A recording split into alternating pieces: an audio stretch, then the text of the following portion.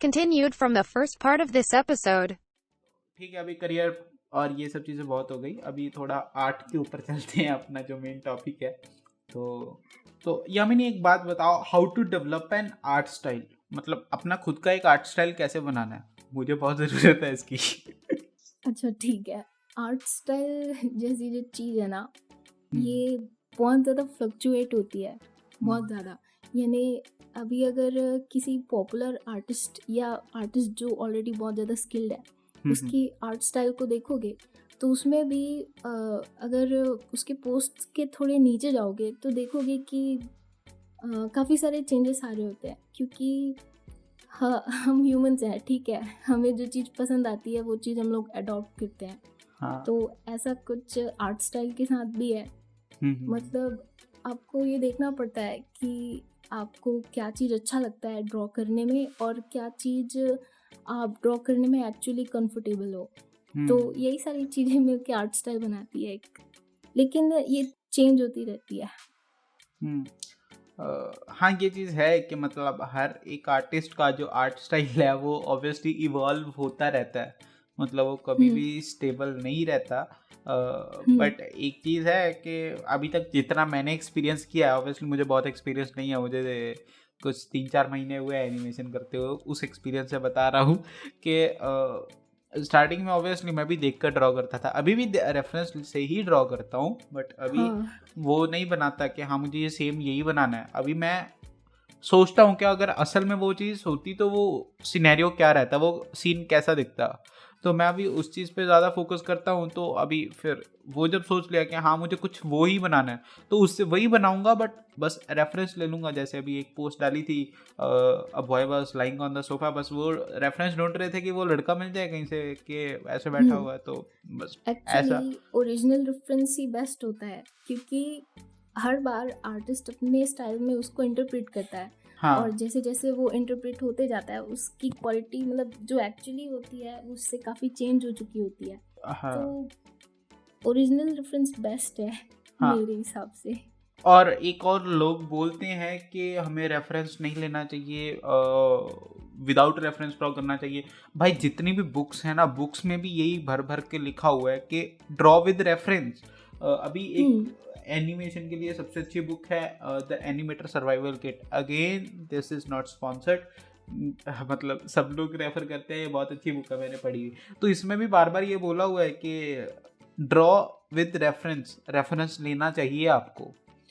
हाँ, एक्चुअली इस दुनिया में जो कुछ भी है वो ओरिजिनल क्रिएशन नहीं है।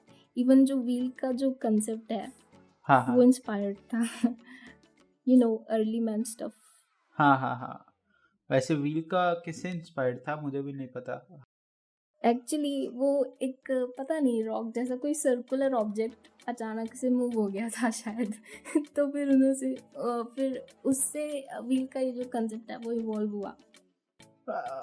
हाँ वो तो है, मतलब ऐसे कुछ भी अभी यार, वी आर ह्यूमंस, हमें नहीं पता कि वो चीज़ कैसे कैसे हो सकती है और क्या क्या पॉसिबल है। वो धीरे धीरे एक्सपीरियंस से पता चलता है, और बाकी आपकी इनोवेशन है। और एक बात यार मैं बोलना चाहता हूँ, इंडियन पीपल में ना बहुत सारी क्रिएटिविटी और इनोवेशन भरी हुई है। एक बात आपको इस चीज़ का पता कहाँ से चलता है, एक छोटी सी एग्जांपल देता हूँ। कभी आपने मॉन्यूमेंट देखा होगा, मॉन्यूमेंट का पिलर रहता है, हर पिलर का शेप सेम रहता है, shape and size and all, height and all सब सेम रहता है। बट अभी अगर कभी आपने ध्यान से नोटिस किया हो, हर पिलर के ऊपर वो जो ड्राइंग्स और वो रहता है, उसको क्या बोलते हैं, स्कल्पचर। हाँ स्कल्पचर, वो अलग अलग रहता है हर एक वॉल पे, और एक वॉल पे 10-10 तरह का रहता है वो। तो इसलिए इन मतलब और भी बहुत सारी चीज़ें हैं जिनसे कि हमें पता चलता है कि मतलब Indian people are really creative and innovative, but वही एक्सपोजर नहीं मिल पाता। अगेन वही एक्सपोजर। और बहुत सारी चीज़ें भी होती है, आप पेरेंट्स को ही देख लो, मतलब रुकने के लिए काफ़ी सारी चीज़ें होती है।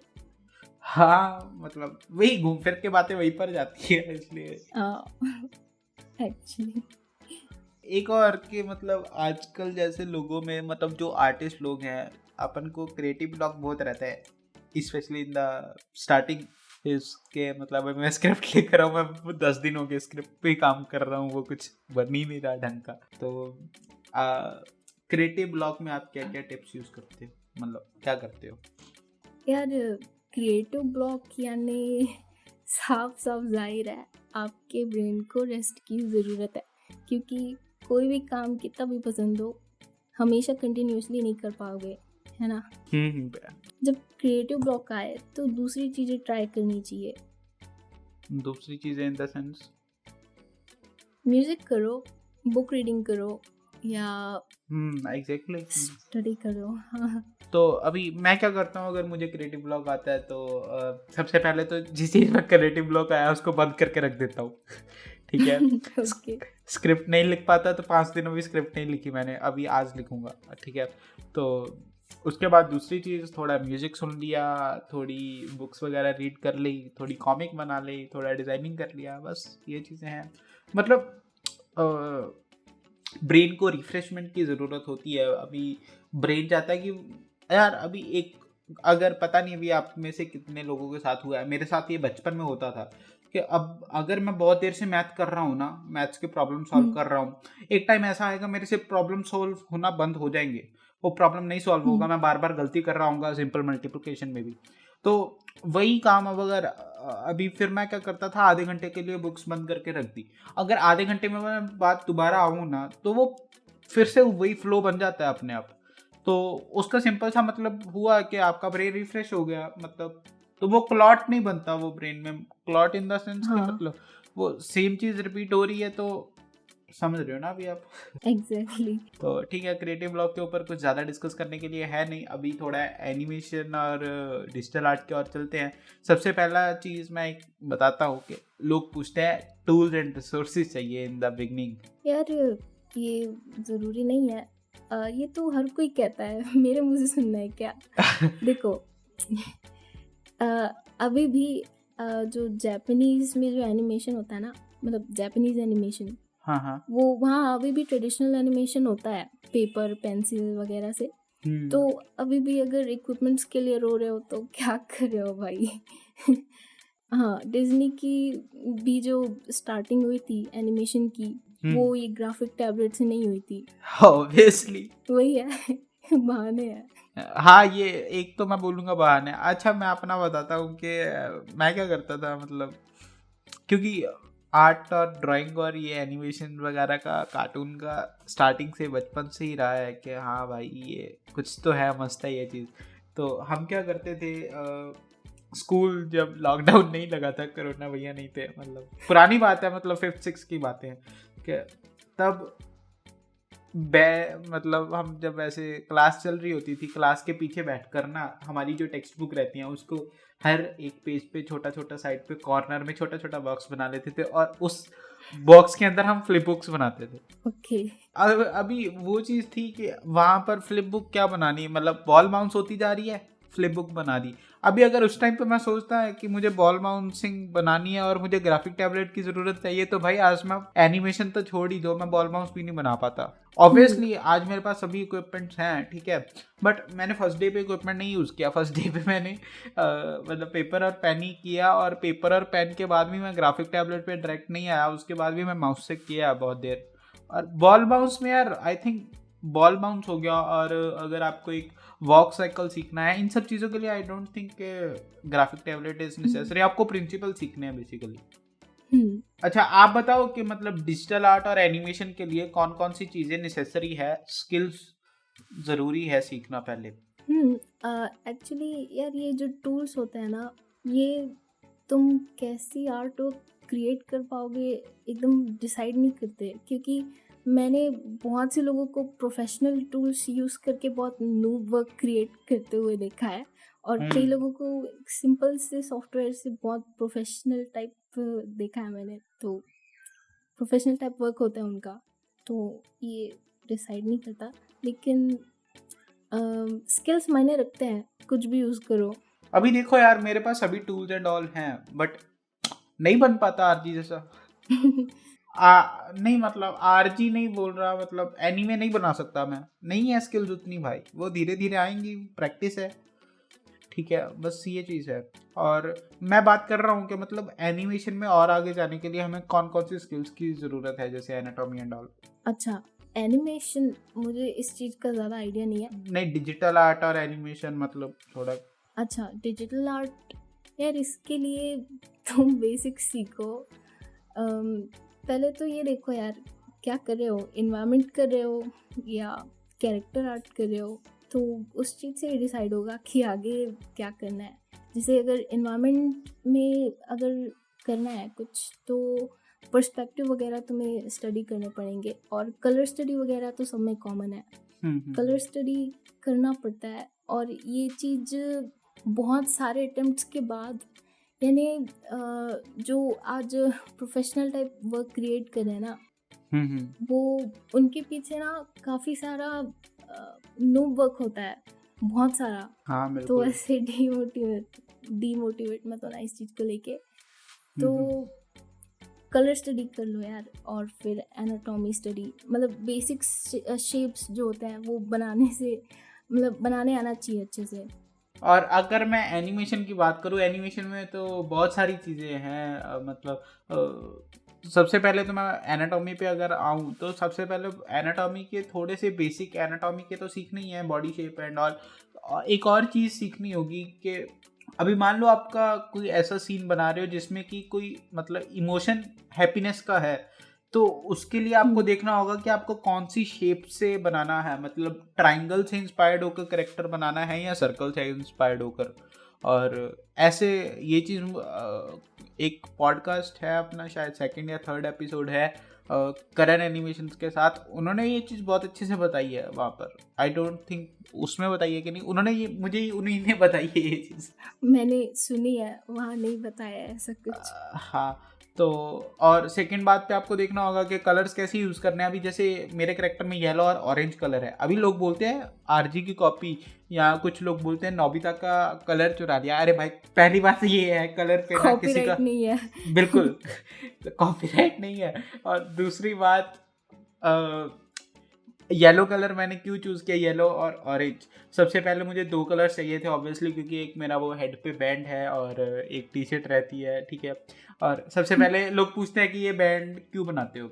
बैंड इसलिए बनाता हूँ क्योंकि वो हार्ड वर्किंग का एक सिंबल होता है। हाँ, मुझे नहीं पता आप हाँ समझते है, हो वो। देखा है मैंने। हाँ, तो और दूसरी चीज़ के वो येलो कलर हैप्पीनेस को थोड़ा शो करता है, पॉजिटिविटी को शो करता है। और ऑरेंज इसलिए चूज़ कर लिया भाई, वो उसके साथ कंट्रास्ट में था कलर, बस, और कुछ नहीं है।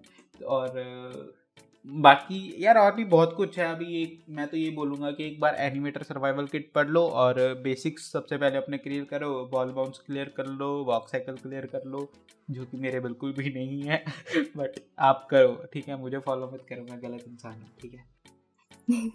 यार सबका अलग तरीका होता है सीखने का, मेरा अलग तरीका है, और ज़रूरी नहीं कि जो मेरे लिए काम करे वो दूसरों के लिए काम करेगा। ऑब्वियसली अभी यामिनी का है कि ओरिजिनल बोलते हैं कि ओरिजिनल फिगर से ड्रॉ करो, यूट्यूब की कोई भी वीडियो का कोई भी फ्रेम ड्रॉ करने लग जाओ, बट मैं ऐसा नहीं कर सकता, हाँ, ठीक है। क्योंकि यार सबका तरीका अलग होता है, सबकी हाँ कैचिंग पावर अलग होती है।